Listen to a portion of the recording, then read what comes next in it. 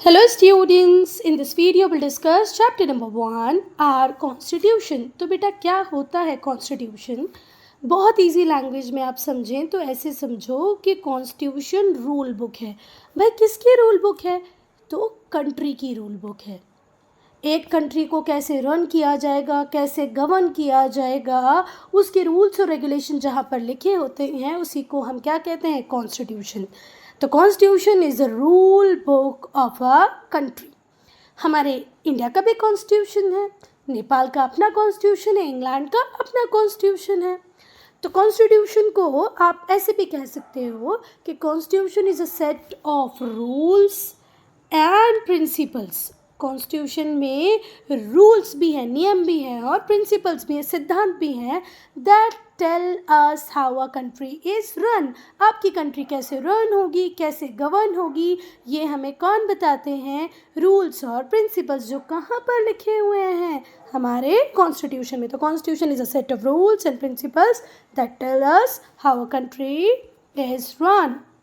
अगर हम हमारे इंडिया की कॉन्स्टिट्यूशन की बात करें तो ये इफेक्ट में कब से आ गया था बेटा? 26 जनवरी 1950। 26 जनवरी 1950 में हमारा कॉन्स्टिट्यूशन इफेक्ट में आ गया था और इसी दिन हमारी कंट्री बन गई थी सॉवरेन डेमोक्रेटिक रिपब्लिक। सॉवरेन का मतलब होता है जहाँ internal external decision making power आपकी कंट्री के लोगों के पास ही हो, तो उसको क्या कहेंगे? सॉवरेन। डेमोक्रेटिक का मतलब क्या होता है? जहाँ पर आपकी गवर्निंग बॉडी मतलब पीएम सीएम इलेक्टेड हो, ठीक है, जहाँ पर लोगों के पास राइट हो अपने लीडर्स को चुनने का, उसे बोलते हैं डेमोक्रेटिक। और रिपब्लिक का मतलब क्या होता है बेटा? आपकी कंट्री की जो भी हाईएस्ट पोस्ट हो, हमारी कंट्री में वो प्रेसिडेंट की पोस्ट होती है, अगर पोस्ट इलेक्टेड है मतलब वहाँ पर वही व्यक्ति जाएगा जिसको हमने चुना होगा, इलेक्ट किया होगा, तो ऐसी कंट्री को हम कहते हैं रिपब्लिक। इंडिया रिपब्लिक कंट्री है बेटा क्योंकि प्रेसिडेंट इलेक्टेड होता है, पर इंग्लैंड रिपब्लिक कंट्री नहीं है क्योंकि वहाँ पर जो सुप्रीम पोस्ट है, हाईएस्ट पोस्ट है, वो वहाँ की मॉनर्की के पास है जो इलेक्टेड नहीं होती है। तो क्लियर हुआ? पहली बात, इंडिया का कॉन्स्टिट्यूशन इफेक्ट में आया था 26 जनवरी 1950 को और इस दिन इंडिया बन गया था सोवरेन।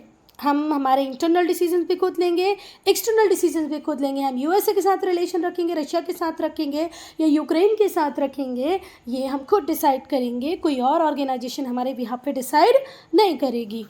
डेमोक्रेटिक जहाँ पर लीडर्स इलेक्टेड हो, रिपब्लिक जहाँ पर हाईएस्ट पोस्ट इलेक्टेड हो, ठीक है। चलो, तो बेटा जो कॉन्स्टिट्यूशन है ये एक कॉम्प्रहेंसिव डॉक्यूमेंट है। What do you mean by comprehensive? अगर मैं हिंदी मीनिंग बताऊं तो कॉम्प्रहेंसिव का मतलब होता है बेटा विस्तृत। और अगर इन जनरल हम बात करें इंग्लिश में, आप इसको कैसे समझोगे? तो जिसमें सारे एलिमेंट, सारे एस्पेक्ट को कवर किया गया हो, तो हमारा कॉन्स्टिट्यूशन एक कॉम्प्रहेंसिव डॉक्यूमेंट है, मतलब सारे एलिमेंट, सारे एस्पेक्ट को इसमें कवर किया गया है, बहुत ज़्यादा विस्तृत है ना। इसमें सेट ऑफ रूल्स हैं जो डिस्क्राइब करते हैं कि सिटीजन जो भारत के नागरिक हैं उनके अधिकार क्या होंगे, उनकी ड्यूटीज़ क्या होंगी। Being a citizen of India आपकी ड्यूटीज़ क्या हैं, आपके राइट्स क्या हैं, ये सब कुछ कॉन्स्टिट्यूशन में लिखा गया है। हमारी कंट्री की गवर्नेंस कैसी होगी, है ना, कंट्री को किस तरीके से गवर्न किया जाएगा, ये भी लिखा हुआ है। तो कॉन्स्टिट्यूशन एक कॉम्प्रहेंसिव डॉक्यूमेंट है जिसमें सेट ऑफ रूल्स हैं जो डिस्क्राइब करते हैं सिटीजन्स के राइट्स एंड ड्यूटीज़ को और उस मैनर को भी बताते हैं जिसके अकॉर्डिंग कंट्री को गवर्न किया जाएगा, कैरी आउट किया जाएगा। देन बेटा अभी आप लोग क्लास 9 में हैं, क्लास 8 में आपने बहुत अच्छे से पढ़ा होगा horizontal distribution of power and vertical distribution of power. आपको पता है कि हमारी कंट्री में सेंट्रल गवर्नमेंट होती है जिसे ही हम यूनियन गवर्नमेंट भी कहते हैं, हमारी कंट्री में स्टेट गवर्नमेंट होती है जिसे हम प्रोविंशियल गवर्नमेंट भी कहते हैं, और हमारी कंट्री में लोकल लेवल गवर्नमेंट भी होती है, जैसे सिटीज़ में म्यूनसिपालिटीज़ म्यूनसिपल कॉरपोरेशन कहते हैं, रूरल एरिया में हम विलेज पंचायत कहते हैं। तो हर एक लेवल पे कितनी पावर इनके पास होगी, सेंट्रल गवर्नमेंट कौन सा टैक्स कलेक्ट करेगी, स्टेट गवर्नमेंट का जुरिसडिक्शन एरिया क्या होगा, लोकल लेवल गवर्नमेंट के पास कौन सा टैक्स कलेक्ट होके आएगा, ये सब क्लियरली कहाँ पर मेंशन है? कॉन्स्टिट्यूशन में मेंशन है। ऐसे ही हमारी कंट्री में तीन ऑर्गन्स के बीच में भी पावर का डिस्ट्रीब्यूशन है, लेजिस्लेचर, एग्जीक्यूटिव एंड जुडिशरी। तो लेजिस्लेचर के पास कितनी पावर होगी, एग्जीक्यूटिव्स के पास कितनी पावर होगी, जुडिशरी का क्या रोल होगा, ये सब कुछ भी हमारे कॉन्स्टिट्यूशन में लिखा हुआ है। साथ ही साथ ये भी लिखा हुआ है कि ये तीनों आपस में कैसे रिलेटेड है, ये तीनों आपस में कैसे रिलेटेड है। क्लियर हो ये बात? चलो, it regulates the position and powers of three organs of government, legislative, executive and judiciary, and also states how they are interrelated। ये तीनों कैसे इंटररिलेटेड हैं, इनके बीच में क्या रिलेशन होगा, ये भी हमारा कॉन्स्टिट्यूशन बताता है। साथ ही साथ ये भी बताता है कि तीनों ऑर्गन की पावर और पोजीशन क्या होगी। तीनों ऑर्गन कौन कौन से बेटा, legislative, executive and judiciary. Clear है? और बेटा हमारे कॉन्स्टिट्यूशन की बहुत ज़्यादा इम्पोर्टेंस इसलिए भी हो जाती है कि स्पेशल इम्पोर्टेंस इसलिए भी होती है क्योंकि ये रिलेशंस को मॉडरेट करता है। भाई किसके बीच के रिलेशंस को मॉडरेट करता है? Government and citizens. ठीक है, गवर्नमेंट और सिटीजन्स के बीच में रिलेशनशिप कैसे होंगे ये भी हमें कौन बताता है? कॉन्स्टिट्यूशन बताता है। तो इट एज्यूम्स स्पेशल इम्पोर्टेंस, इसकी एक स्पेशल इम्पोर्टेंस है क्योंकि ये रिलेशंस को मॉडरेट करता है। किसके बीच में? सरकार और लोग। सरकार जिसको गवर्न कर रही है ना, जो लोग गवर्न हो रहे हैं उनके और गवर्नमेंट के बीच में मॉडरेट रिलेशंस रखता है हमारा कॉन्स्टिट्यूशन। फर्दर ये प्रोटेक्ट करता है सिटीजन के इंटरेस्ट को। कैसे? सरकार को रेस्ट्रेन करके, रोक के सरकार क्या काम करेगी और क्या नहीं करेगी। कभी भी सरकार आर्बिट्रेरी अपनी मर्जी से कोई डिसीजन नहीं ले सकती कि सुबह उठे, ब्रश किया और पता चला ओ चलो आज मैं नया टैक्स लगा देता हूँ लोगों के ऊपर। नहीं भाई, ऐसा नहीं होता है ना। तो ये पहली बात तो मॉडरेट रिलेशनशिप रखता है कौन? कॉन्स्टिट्यूशन, गवर्नमेंट और गवर्न के बीच में कि भाई किसको गवर्न करना है, किस तरीके से गवर्न करना है, ये कॉन्स्टिट्यूशन बताएगा।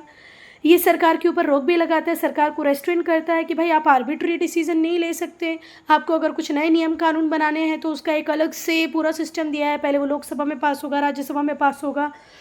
अगर वो बेसिक फंडामेंटल कॉन्स्टिट्यूशन के नेचर को चेंज करने वाला होगा तो फिर वो स्टेट लेजिस्लेचर में भी जाएगा। 28 स्टेट लेजिस्लेचर, 2 जिनको पार्शियल स्टेटहुड दिया हुआ, दिल्ली और पुडुचेरी, वहाँ पर भी वो जाएगा। तो ये सारी चीज़ें इसीलिए लिखी गई हैं कॉन्स्टिट्यूशन में कि सरकार के ऊपर रोक लगाई जा सके, वो आर्बिट्री अपने कोई डिसीजंस ना लें। अब बेटा किसी भी कंट्री, किसी भी नेशन के कॉन्स्टिट्यूशन का एक ही मुख्य उद्देश्य होता है, मेन एम होता है कि स्मूथ गवर्नेंस हो, गवर्नमेंट अपना काम प्रॉपरली कर पाए, सिटीजन्स हैप्पी हो, प्रोटेस्ट ना हो, सिविल वॉर ना हो। क्योंकि जब कंट्री इकोनॉमिकली डेवलप करेगी तो एम्प्लॉयमेंट होगी, कंट्री की ग्रोथ होगी और इन सब से ही वेलफेयर होगा सिटीजन का। तो जो मेन एम होता है कॉन्स्टिट्यूशन का वो यही होता है कि सिटीजन्स का वेलफेयर हो और गवर्नेंस बहुत ज़्यादा स्मूथ हो जाए। क्लियर है? और बेटा जो प्रिंसिपल्स होते हैं कॉन्स्टिट्यूशन के, भाई देखो कोई भी चुनी हुई सरकार आए, भले वो 400 सीट जीत के आए, 200 सीट जीत के आए या 300 सीट जीत के आए, ये कॉन्स्टिट्यूशन के हिसाब से ही चलेंगे। ऐसा नहीं कि मुझे 400 सीट मिली है तो मैं आर्बिट्री डिसीजन ले लूँगा, मैं कुछ भी काम करने लग जाऊँगा। नो स्कोप, आपको हमेशा अकॉर्डिंग टू कॉन्स्टिट्यूशन ही चलना पड़ेगा। तो जो प्रिंसिपल्स हैं कॉन्स्टिट्यूशन के वो डिस्टिंग्विश करते हैं एक कॉन्स्टिट्यूशनल और डेमोक्रेटिक गवर्नमेंट को किससे? एब्सोल्यूट मॉर्की और डिक्टेटरशिप से। डिक्टेटरशिप में ऐसा नहीं होता कि हमको लोगों के अकॉर्डिंग चलना है, लोगों को राइट्स देना है, लोगों को अपनी ड्यूटीज़ पूरी करना है, ऐसा कहीं नहीं होता। ना डिक्टेटरशिप में होता है ना एब्सोल्यूट मॉर्की में होता है। राजा ने जो बोल दिया वो बेचारे लोग करेंगे। वो तो सिटीजन भी नहीं होते हैं। जब मॉर्की होती है तो हम सब्जेक्ट बन जाते हैं, राजा की प्रजा होती है ना, हम सब्जेक्ट बन जाते हैं। तो हमें सिटीजन बनाता ही कौन है? हमारा कॉन्स्टिट्यूशन, डेमोक्रेटिक गवर्नमेंट। तो जो प्रिंसिपल है कॉन्स्टिट्यूशन के वो डिस्टिंग्विश करते हैं कॉन्स्टिट्यूशनल गवर्नमेंट को या डेमोक्रेटिक गवर्नमेंट को किससे? एब्सोल्यूट मॉर्की, निरंकुश शासक, ऐसे राजा होते थे ना, नेपोलियन को आपने पढ़ा होगा फ्रेंच रेवोल्यूशन में। डिक्टेटरशिप, तानाशाह, जैसे किम योंग उन, north Korea. Now enactment of the Indian constitution. बेटा इंडियन कॉन्स्टिट्यूशन कब एनेक्ट हुआ, अब हम उसको पढ़ेंगे। अब यहाँ पे एक क्वेश्चन आता है कि भाई एनेक्टमेंट का मतलब क्या होता है। तो बेटा एनेक्टमेंट एक फॉर्मल प्रोसेस है, ठीक है, जिसके थ्रू हम बिल को काय में कन्वर्ट कर देते हैं, लॉ में। जब बिल लोकसभा राज्यसभा से साइन हो जाए, उसके ऊपर प्रेसिडेंट के सिग्नेचर हो जाए, तो वो क्या बन जाता है? लॉ। तो एनेक्टमेंट एक फॉर्मल प्रोसेस है जिसके थ्रू आप एक बिल को लॉ बना सकते हो। दूसरे शब्दों में हम ऐसे भी कह सकते हैं, formal process of passing law, formal process of passing law. चलो, तो जब हम इंडियन नेशनल मूवमेंट को पढ़ते हैं बेटा, आप लोगों ने क्लास 8 में भी पढ़ा होगा, कैसे दांडी मार्च हुआ, नॉन कॉपरेशन मूवमेंट हुआ, है ना, क्विट इंडिया मूवमेंट हुआ। तो जब आप इंडियन नेशनल मूवमेंट को पढ़ते हो तो आप कैबिनेट मिशन को भी पढ़ते हो कि 1946 में कैबिनेट मिशन इंडिया आया था और उसने प्रपोजल्स रखे थे, है ना, किस बात के लिए? हमारे लीडर्स की डिमांड को पूरा करने के लिए। एक टाइम के बाद हम लोग कहने लगे थे अब तो हमें कंप्लीट फ्रीडम चाहिए, है ना, आज़ादी चाहिए, पूर्ण स्वराज चाहिए। तो 1946 में जो कैबिनेट मिशन इंडिया आता है वो बहुत सारी प्रपोजल्स ऐसे लेके आता है जो हमारे लीडर्स की डिमांड को पूरा करें। इसमें से एक प्रपोज़ल ये भी था कि कॉन्स्टिट्यूएंट असेंबली सेट की जाए। भाई कॉन्स्टिट्यूएंट असेंबली क्यों? क्योंकि जब भारत के लोग बोल रहे हैं हमें आज़ादी चाहिए, आज़ादी चाहिए, आज़ादी चाहिए, तो आज़ादी के बाद आपका जो भारत होगा उसके लिए सर्टेन रूल्स एंड रेगुलेशन की रिक्वायरमेंट होगी, एक कॉन्स्टिट्यूशन चाहिए पड़ेगा आपको। तो जो कैबिनेट मिशन आया था वो बहुत सारे प्रपोजल्स के साथ आया था जो हमारे लीडर्स की डिमांड को पूरा कर पाए। उसी में एक प्रपोज़ल था कॉन्स्टिट्यूएंट असेंबली का proposal, whose members were to be elected indirectly by the provincial legislative assemblies। बेटा देखो, जो प्रोविंशियल लेजिस्लेटिव असेंबलीज थी, मतलब हर स्टेट की जो लेजिस्लेटिव असेंबली थी, है ना, वहाँ से इनडायरेक्टली इलेक्ट होके आए थे मेंबर्स। किसके लिए? कॉन्स्टिट्यूएंट असेंबली के लिए। तो अगर आपसे कोई पूछेगा कॉन्स्टिट्यूएंट असेंबली के लिए इलेक्शंस क्या डायरेक्ट हुए थे, हम लोगों ने चुना था कॉन्स्टिट्यूएंट असेंबली के मेंबर्स को, तो ऐसा बिल्कुल भी नहीं है। वो कैसे इलेक्ट हुए थे? तो फिर बेटा वो इनडायरेक्टली इलेक्ट हुए थे। किसने इलेक्ट किया था उन्हें? उनको प्रोविंशियल लेजिस्लेटिव असेंबली के मेंबर्स ने।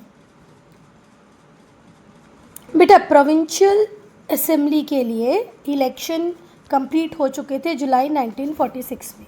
जुलाई 1946 में इलेक्शन हो चुके थे पूरी तरीके से। किसके लिए? प्रोविंशियल असेंबली के लिए। अब बेटा जो प्रिंसली स्टेट्स थे उनसे भी कहा गया कि भाई आप भी नॉमिनेट कर दो अपनी साइड से कुछ मेंबर्स को जो प्रिंसली स्टेट को रिप्रेजेंट करें कॉन्स्टिट्यूएंट असेंबली में। नॉमिनेट कौन करेंगे? उस पर्टिकुलर प्रिंसली स्टेट के रूलर्स। क्लियर है? फिर से ध्यान से सुनो। प्रोविंशियल असेंबली को दिया गया कि भाई आप चुन के भेज दो मेंबर्स को, प्रोविंशियल असेंबली ने ऐसा कर दिया। फिर प्रिंसली स्टेट से भी कहा गया कि भाई आप भी अपने रिप्रेजेंटेटिव को भेज दो जो प्रिंसली स्टेट का रिप्रेजेंटेशन करेंगे। तो रूलर्स ने अपने अकॉर्डिंग कुछ मेंबर्स को चुनकर भेज दिया।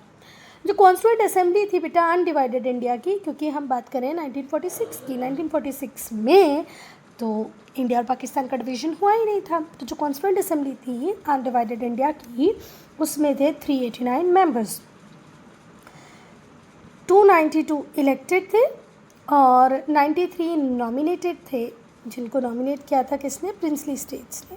292 इलेक्टेड मेंबर्स जो स्टेट्स की तरफ से आए थे, है ना, प्रोविंशियल असेंबली, और 93 नॉमिनेटेड मेंबर्स थे जिनको नॉमिनेट किया था प्रिंसली स्टेट्स ने। क्लियर है? अब बेटा अब हम इनका टोटल करें कि भाई 292 तो स्टेट से आ गए थे, 93 प्रिंसली स्टेट से आए हैं, ठीक है। तो इनका टोटल तो अभी कितना ही हुआ? 385 ही हुआ। तो यहाँ तो 389 है, मतलब अभी भी 4 मेंबर और आने बाकी हैं। तो ये 4 मेंबर कौन थे बेटा? 3 from chief commissioner provinces. Chief commissioner provinces हुआ करते थे, उससे 3 मेंबर आए और एक आया ब्रिटिशर्स की साइड से। अब हो गया टोटल। अब टोटल करो, 389 आ जाएगा। तो जो टोटल 389 मेंबर्स थे अनडिवाइडेड इंडिया के, उसमें 292 तो इलेक्टेड थे प्रोविंशियल असेंबलीज से, इनडायरेक्टली इलेक्ट होके आए थे। 93 नॉमिनेट किए थे प्रिंसली स्टेट्स ने, 3 फ्रॉम चीफ कमिश्नर प्रोविंसेस और एक ब्रिटिश की साइड से आया। जो कॉन्स्टिट्यूशन था इंडिया का, उसे फ्रेम करने की रेस्पॉन्सिबिलिटी किसकी थी? कॉन्स्टिट्यूएंट असेंबली की थी। होप ये पैराग्राफ आपको क्लियर होगा। 292, 93, 3 and 1, total 389. Formation of the constituent assembly, अब फॉर्मेशन को पढ़ेंगे हम कॉन्स्टिट्यूएंट असेंबली की। तो बेटा जो पहली सिटिंग थी कॉन्स्टिट्यूएंट असेंबली की वो हुई दिसंबर 9, 1946 को। 9 दिसंबर 1946 को पहली सिटिंग होती है कॉन्स्टिट्यूएंट असेंबली की। ये कहाँ पर होती है बेटा? सेंट्रल हॉल ऑफ पार्लियामेंट में, और इसे प्रेसाइड कर रहे थे डॉक्टर सच्चिदानंद सिन्हा। फिर से ध्यान रखना कि ये हो कहाँ रहा था, तो ये हो रहा था पार्लियामेंट के सेंट्रल हॉल में। इसको प्रेसाइड कौन कर रहे थे? तो सच्चिदानंद सिन्हा कर रहे थे। कब इसकी पहली मीटिंग हुई थी, मतलब ये कॉन्स्टिट्यूएंट असेंबली की पहली सिटिंग कब होती है? तो होती है 9 दिसंबर 1946 को। ठीक है, अब सच्चिदानंद सिन्हा को क्यों चुना गया होगा कि भाई यही प्रेसाइड करें? क्योंकि ये ओल्डेस्ट सिटिंग मेंबर थे सेंट्रल असेंबली के। उस टाइम की असेंबली थी सेंट्रल असेंबली, उसके ओल्डेस्ट सिटिंग मेंबर थे डॉक्टर सच्चिदानंद सिन्हा, इसीलिए ही इन्हें प्रेसाइड करने का राइट दिया गया। तो पहली सिटिंग 9 दिसंबर 1946। फिर बेटा 11 दिसंबर को फिर से सिटिंग होती है, 11 दिसंबर 1946 को ही, मतलब 2 दिन बाद ही। उस दिन डॉक्टर राजेंद्र प्रसाद को प्रेसिडेंट चुन लिया जाता है कॉन्स्टिट्यूएंट असेंबली का। 11 दिसंबर 1946 को प्रेसिडेंट बन जाते हैं कॉन्स्टिट्यूएंट असेंबली के। कौन बेटा? डॉक्टर राजेंद्र प्रसाद। फिर पूछा जाएगा जो पहले सिटिंग हुई थी वो किस डेट को हुई थी, तो बोलना 9 दिसंबर 1946 को हुई थी। भाई उसको प्रेसाइड कौन कर रहे थे? तो कर रहे थे सच्चिदानंद सिन्हा। भाई सच्चिदानंद सिन्हा ही क्यों कर रहे थे? क्योंकि वो ओल्डेस्ट सिटिंग मेंबर थे किसके? सेंट्रल असेंबली के। अब बात करते हैं हम मुस्लिम लीग की। तो बेटा जो मुस्लिम लीग थी उसने कॉन्स्टिट्यूएंट असेंबली को बायकॉट किया। उसने बोला नहीं हम नहीं सुनेंगे, हम बिल्कुल पार्ट नहीं बनेंगे इस कॉन्स्टिट्यूएंट असेंबली का, हमारा कोई लेना ही देना नहीं है। हम तो क्रिएट करना चाहते हैं एक सेपरेट। मुस्लिम लीग बोल रही है हम इस कॉन्स्टिट्यूएंट असेंबली को नहीं मानते, हमारी तो डिमांड है कि हमें एक सेपरेट स्टेट बनाना है और जिसका नाम हम रखेंगे पाकिस्तान। मुस्लिम लीग बड़ी क्लियर थी अपनी बातों को लेकर के कि ये कॉन्स्टिट्यूएंट असेंबली से हमारा कोई इत्तेफाक नहीं है, छोड़ो, हमें तो एक सेपरेट स्टेट बना के दो जिसका नाम भी हमने सोच लिया है। क्या नाम होगा उसका? पाकिस्तान। कॉन्सिक्वेंटली जो मेंबर्स थे जो उन टेरिटरीज़ को रिप्रेजेंट कर रहे थे जो पाकिस्तान में जाएंगी, उन्होंने कॉन्स्टिट्यूएंट असेंबली से विड्रॉ कर लिया। बेटा धीरे धीरे करके क्या हो गया, वो मेंबर्स जो रिप्रेजेंट कर रहे थे उस टेरिटरी को, उन टेरिटरीज़ को जो पाकिस्तान में जाने वाली थी, तो उन मेंबर्स ने विड्रॉ कर लिया फिर इंडिया की कॉन्स्टिट्यूएंट असेंबली से कि भाई ठीक है ना, पाकिस्तान बनेगा तो हम वहीं का उसका पार्ट बन जाएंगे, हम इंडिया की कॉन्स्टिट्यूएंट असेंबली का पार्ट नहीं रहेंगे। इसी वजह से जो मेंबरशिप थी कॉन्स्टिट्यूएंट असेंबली की वो कितनी आ गई? 299। ठीक है, ओरिजिनल 389 थे, अभी मैंने आपको कंपोजिशन दिखाया है ना। ओरिजिनली 389 थे, पर जब पाकिस्तान वाली टेरिटरी, मतलब वो टेरिटरी जो पाकिस्तान जाने वाली थी, वहाँ के मेंबर ने विड्रॉ किया तो मेंबर कितना आ गया? 299। बेटा एक बार और ध्यान से सुन लो, मैंने क्योंकि अभी इसको 399 लिख दिया था, 399 नहीं 299। 299 मेंबर रह गए थे। ओरिजिनली जब पहली बार ये बनी थी तब कितने मेंबर थे? 389। 389 में से अब कितने बचे हैं? सिर्फ 299। 299 ही क्यों बचे हैं बेटा? क्योंकि पाकिस्तान में आने वाली जो टेरिटरीज़ थी, जिन टेरिटरीज से मिलकर पाकिस्तान बनने वाला था, वहाँ के लोगों ने विड्रॉ कर लिया था इंडियन कॉन्स्टिट्यूएंट असेंबली से। ठीक है, चलो अब बेटा ये जो मेंबर बचे थे इंडिया के 299, उसमें से भी 284 ही प्रेजेंट रहते हैं 26 नवंबर 1949 को, एंड अपेंडेड देयर सिग्नेचर। बेटा फाइनली अपेंडेड का मतलब होता है संलग्न करना, इंक्लूड करना, है ना, अटैच करना, ऐसे समझ लो आप। तो फाइनली सिग्नेचर करने वाले मेंबर्स सिर्फ कितने थे? 284 आउट ऑफ 299। ऐसा क्यों हुआ? क्योंकि इसमें से कुछ मेंबर्स बीमार थे, किसी की प्रायर एंगेजमेंट थी, और कुछ बीच में डिसएग्रीमेंट हुए थे ड्राफ्टिंग कमेटी और उनके बीच में, तो उससे उनको जो चाहिए था वो मिला नहीं, इसलिए वो लोग नहीं आए। सो अपेंडेड का मतलब समझ में आ गया, संलग्न करना, इंक्लूड करना, अटैच करना। तो सिग्नेचर फाइनली पास कॉन्स्टिट्यूशन पे सिर्फ कितने लोगों ने किया है? 284। टोटल बचे कितने थे? 299। कितने में से बचे थे? 289 में से। ठीक है, चलें अब आगे। सो फाइनली पास कॉन्स्टिट्यूशन पे सिग्नेचर करते हैं सिर्फ 284 मेंबर्स, और जो 15 मेंबर नहीं आए थे उनके अलग अलग रीजंस थे। कोई बीमार था, किसी को लग रहा था कि उस तरीके से काम नहीं हुआ जैसे होना था तो कुछ लोगों की कोई प्रायर एंगेजमेंट थी, भाई शादी वगैरह होगी, चलो मतलब उनकी खुद की नहीं, उनके फैमिली मेम्बर्स की। Doctor Rajendra Prasad continue to be the president of constituent assembly of India. और डॉक्टर राजेंद्र प्रसाद कंटिन्यू करते हैं कॉन्स्टिट्यूएंट असेंबली के भैया प्रेसिडेंट बने रहते हैं। और जब हम एक रिपब्लिक कंट्री बन जाते हैं और फिर प्रेसिडेंट की पोस्ट क्रिएट हो जाती है तो डॉक्टर राजेंद्र प्रसाद ही बनते हैं हमारे फर्स्ट प्रेसिडेंट। ठीक है, जब हम रिपब्लिक बन जाते हैं तो फर्स्ट प्रेसिडेंट हमारे कौन बनते हैं? Doctor Rajendra Prasad. Now composition of the constituent assembly, कि भाई कौन कौन कॉन्स्टिट्यूएंट असेंबली का उस टाइम मेंबर बन पाया।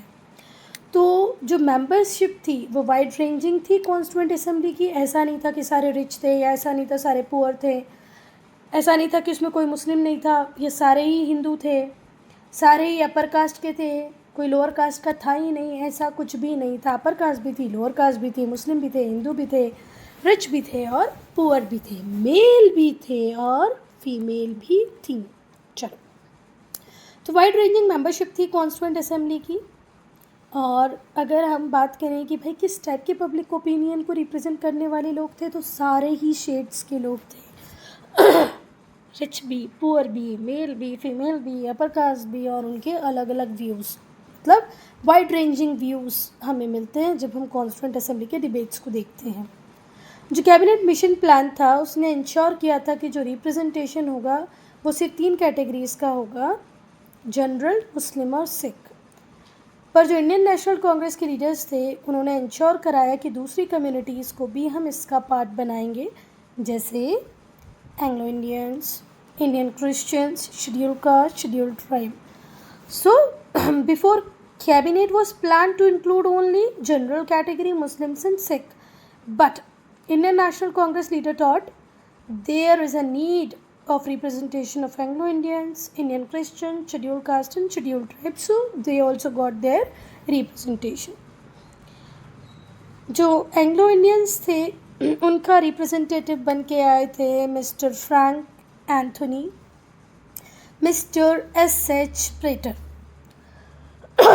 तो एंग्लो इंडियंस के रिप्रेजेंटेटिव या उनको रिप्रेजेंट करने के लिए कौन थे? फ्रैंक एंथोनी और mister S H. Prater. Indian Christian को रिप्रेजेंट कर रहे थे H C. Mukherjee, Joseph D'Souza, and the Parsis को कौन कर रहे थे रिप्रेजेंट? Doctor H P. मोदी। फिर से इंडियन क्रिश्चियन के भी 2 नाम दिए हैं, एच.सी. मुखर्जी और जोसेफ डिसोजा। पारसीस को कौन रिप्रेजेंट कर रहे थे? Doctor H P. मोदी। मुस्लिम लीग ने तो पूरी तरह बॉयकॉट कर दिया था कॉन्स्टिट्यूएंट असेंबली का। फिर भी 2 मुस्लिम मेंबर्स थे कॉन्स्टिट्यूएंट असेंबली में, Zafar Imam and Mohammad Sadulla. Muslim communities को भी रिप्रेजेंट करने वाले थे कॉन्स्टिट्यूएंट असेंबली में। सिख को रिप्रेजेंट कर रहे थे सरदार हुकुम सिंह और Ujjwal Singh. It can be said that constituent assembly was truly national in character. तो आप ऐसा कह सकते हो कि जो कॉन्स्टिट्यूएंट असेंबली थी वो पूरे इंडिया का रिप्रेजेंटेशन कर रही थी, ट्रूली नेशनल थी कैरेक्टर में। हम ऑब्जेक्टिव रेजोल्यूशन को पढ़ेंगे।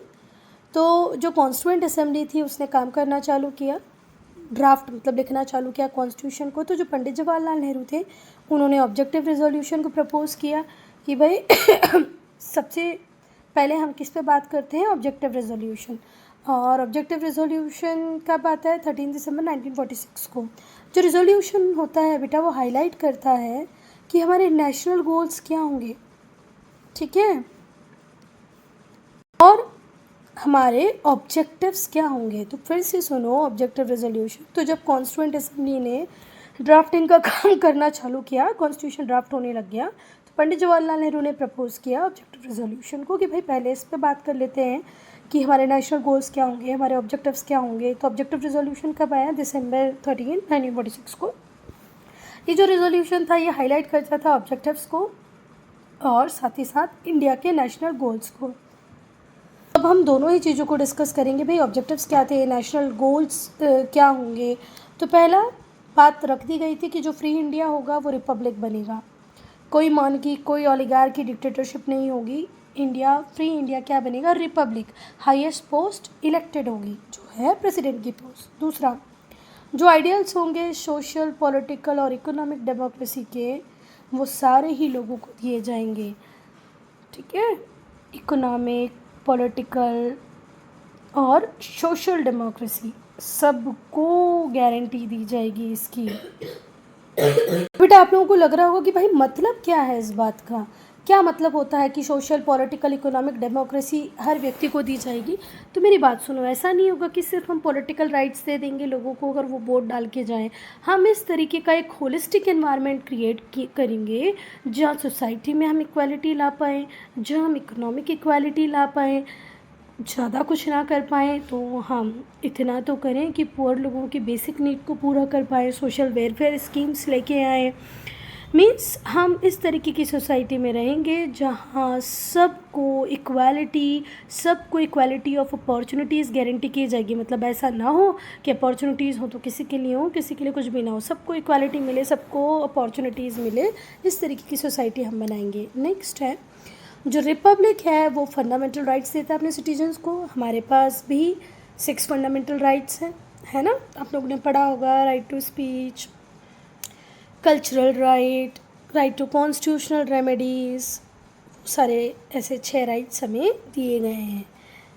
नेक्स्ट, जो स्टेट होगा वो माइनॉरिटीज़ और बैकवर्ड क्लासेस के राइट्स को सेफगार्ड करेगा। बेटा जो शेड्यूल कास्ट हैं, जो शेड्यूल ट्राइब हैं, क्रिश्चियन हैं, पारसीज़ हैं, जैन्स हैं, ये माइनॉरिटीज़ हैं हमारी कंट्री में, तो इनके राइट्स को सेफगार्ड प्रोवाइड करना, उनको फंडामेंटल राइट प्रोवाइड करना, इन्हें प्रॉपर अपॉर्चुनिटी मिले, इसका ध्यान रखना।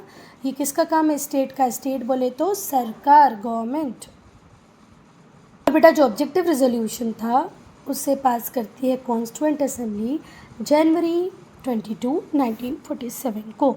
22 जनवरी 1947, 22 जनवरी 1947 को constituent assembly objective resolution pass कर देती है। Students, I am ending this video here, and only if you have any doubt, any problem to write in comment section. Next part 2 में हम डिस्कस करेंगे ड्राफ्टिंग कमिटी से।